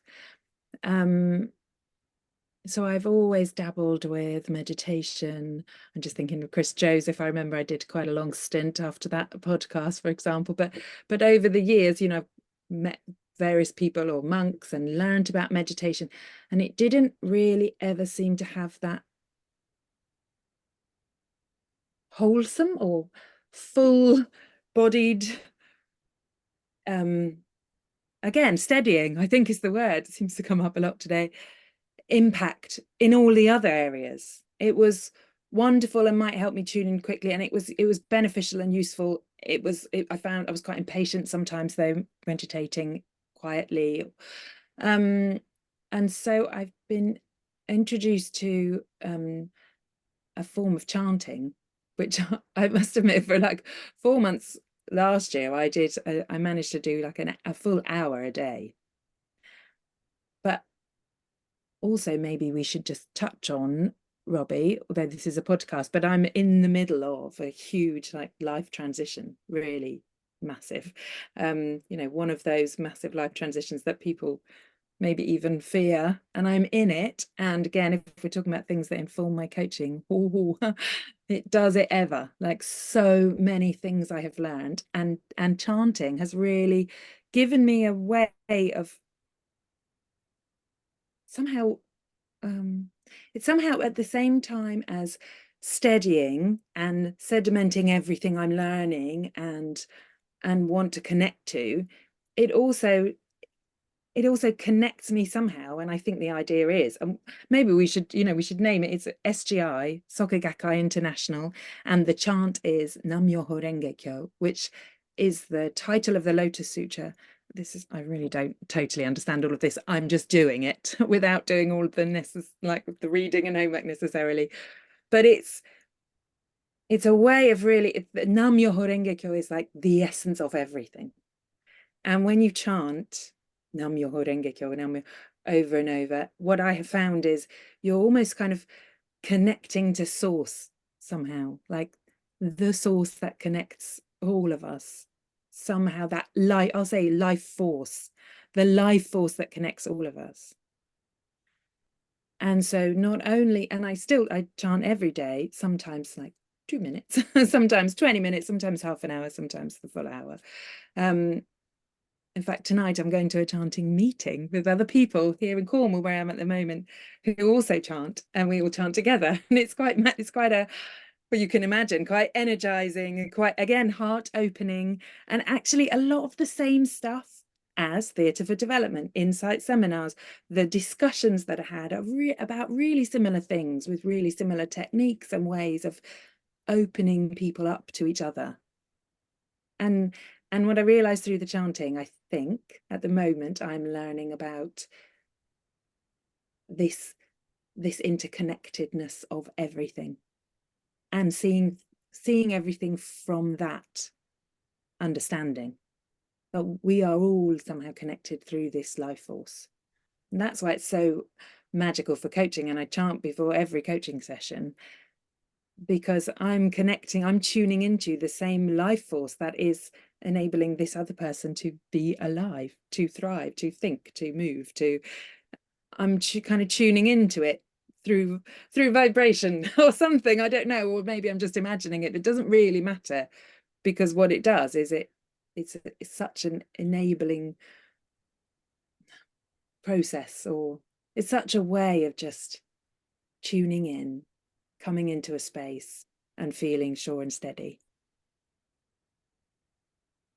Does that say enough about chanting? It's beautiful, Joey. It's really beautiful. And what I heard is there, you said it, you mentioned it way back in this conversation. You were talking about what, helping people tune in, and what are we tuning into? And I'm guessing what you've just been speaking about is one answer to what are we helping people to tune into, and it's really beautiful. And I can imagine there'll be some people, and I love that reflection on meditative experiences and what they had or had not done for you before, and how this one feels different for you. I'm imagining there might be other people who have had similar feelings about meditation listening.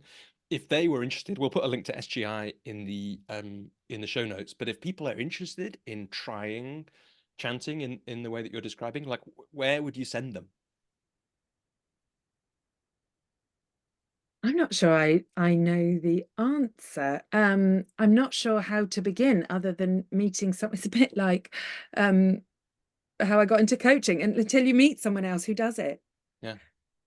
Or other people. Oh, no, I know where I'd send you. Tina Turner. Huh.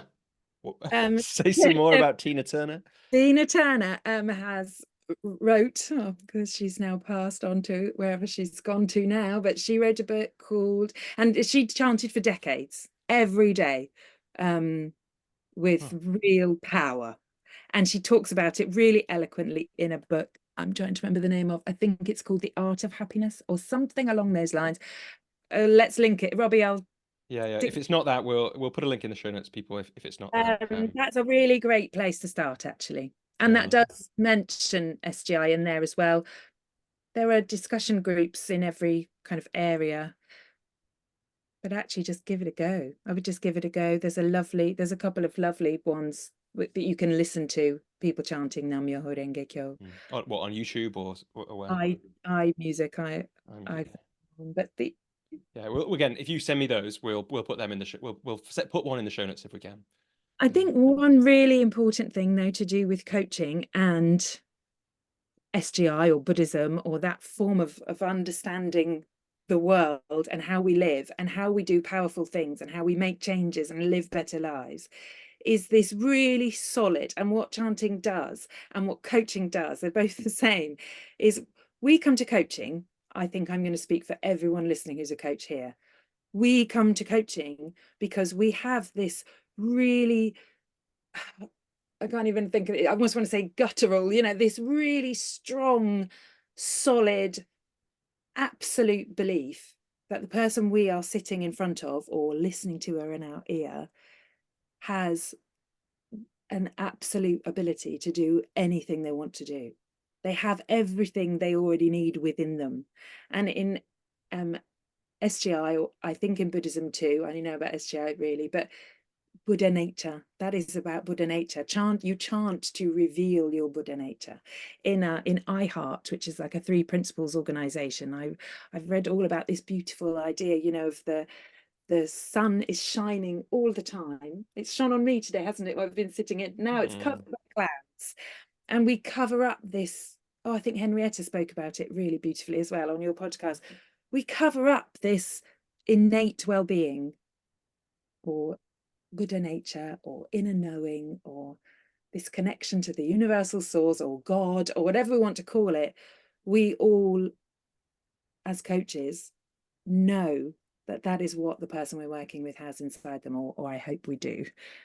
And that's the belief we sit with the whole time. That's what enables everything else to happen. And that's why you can't be directive. It doesn't work. It doesn't work in the long term. That's not a sustainable change. Mm-hmm. So it's so beautiful to hear you talking about it like that, and I think it gives us, you clearly have that belief, and that, along with all the work you've done over the years, no wonder there's these lovely testimonials, going back to the start of this conversation, on your website from people, right, saying really lovely things. And one of my favorites was somewhere on your website. It says, counseling, I've been doing counseling on and off over the years, but I've made more progress working with Joey in just a few sessions. And I don't know what that person said and why the progress was there, but I would guess that if you were in there with that person, with that belief in them, then, it feels, hearing you talk like that, so obvious that is a transformational thing for us when somebody has that kind of belief in us. Joey, we don't have to talk about this any more than you already have, but I'm aware you mentioned it, you're in the middle of a big transition at the moment, and sometimes those big transitions are the right things to talk about on podcasts, and sometimes they're not. And if it's not, or if there's nothing more to say about that, it's absolutely full permission to just say, yeah, no, there's nothing more to say.